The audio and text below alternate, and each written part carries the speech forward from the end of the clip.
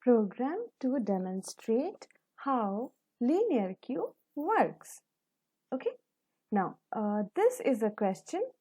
This one, I guess it will be better if you pause the video once, read the question once carefully, figure out what is to be where.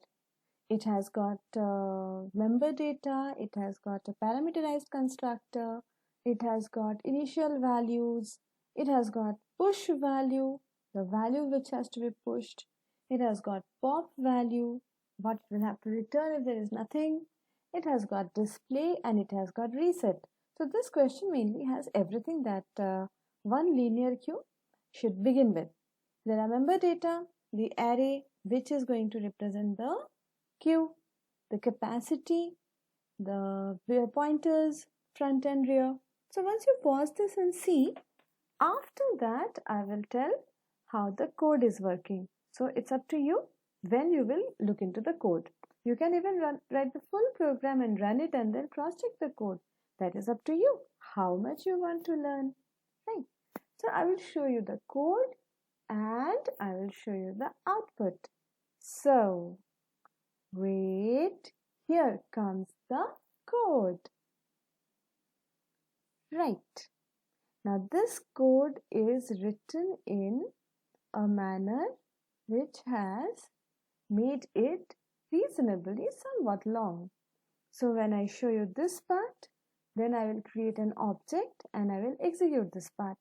Then when I will use the other functions, then I will show you in the code how the other functions are working. Okay. Now I'll create the object. The parameterized constructor will expect the value of the parameter. So let me assume the value of the parameter 6, which is now going to decide what is the current capacity of the queue. Note that here I have modified the program so that the capacity is not fixed at 100. It is now made as 6, the parameterized constructor's value. So this modification is for you to fill up, right? Then when I create the object, you can see an object here. And right click. When I right click on the object, I get to see what are the methods present, right? If I say I want to push something, if I want to push something, then I'll have to click here. It will ask for the parameter of what value do you want to push. If I say 11 is what I want to push, then see, this statement has come from push value. It is saying pushing 11 in the list, and it is doing something which has got no proof in the output window. But if I display the array now, that means if I display the elements of the queue, see what will happen. Display will display from front to rear, and one element in the queue will not keep front and rear equal. Therefore, the value will come. So let me show that to you. So when I right click on it and if I click on display, you will see what has happened. Front equal to 0, rear equal to 1, and queue is having 11. So how did front and rear's effect come here? Because when I called push, it had changed the variable front and rear.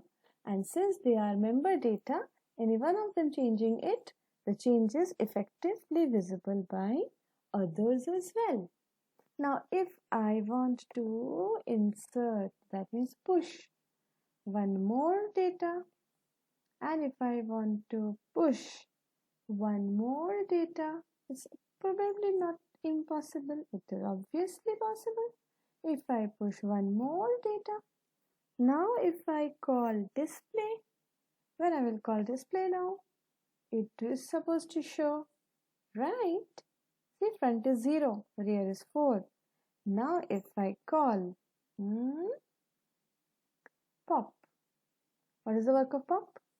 Work of pop is to send one element out, check out, pop in the list, and the return So this is how the method return is shown. It is showing 11, right?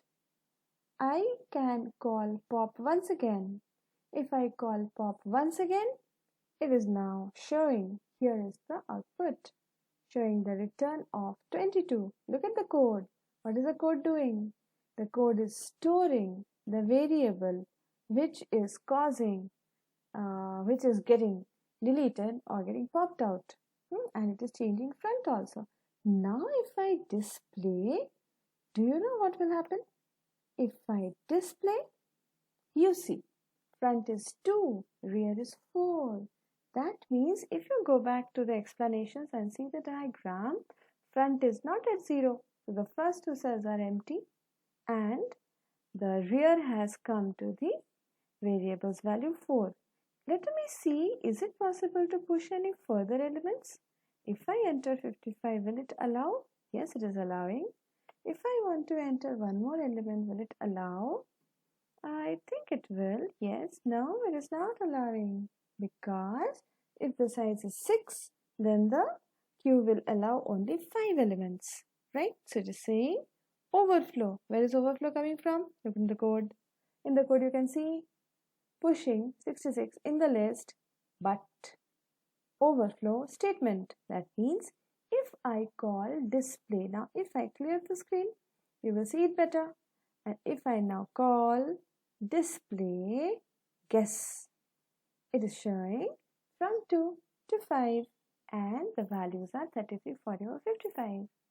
So you can now check the operation of reset. When I call reset, I think reset is also printing the elements. Check the method of reset. What is reset doing? The reset method is bringing the entire lot to the left.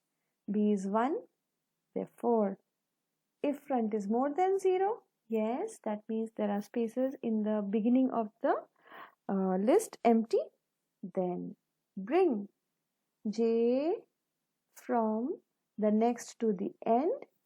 ST, B means the beginning area and J means the right side area. Now this has to be done by you by using the array diagram and writing below that which variable is printing, or rather which variable is working for what purpose.